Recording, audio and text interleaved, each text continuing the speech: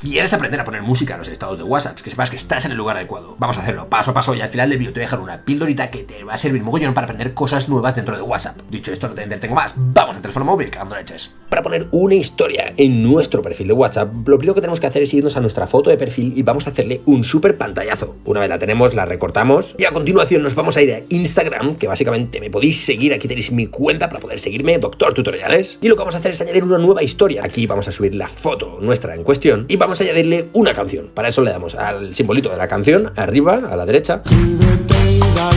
Vale, ya tenemos la canción. Y una vez la tenemos subida, hacemos clic sobre nuestro perfil arriba a la izquierda otra vez y vemos nuestra historia. Le vamos a dar al botón de más abajo a la derecha y aquí vamos a darle al botón de guardar. Le vamos a darle a guardar vídeo. Una vez se ha guardado en la galería, ya podemos compartirlo y en mi estado podemos añadir el vídeo con la canción. Haz clic aquí si quieres aprender cosas nuevas o suscríbete para tener los mejores tutoriales dentro de YouTube. Espero que te haya servido. Nos vemos en el próximo vídeo. Que vaya bien.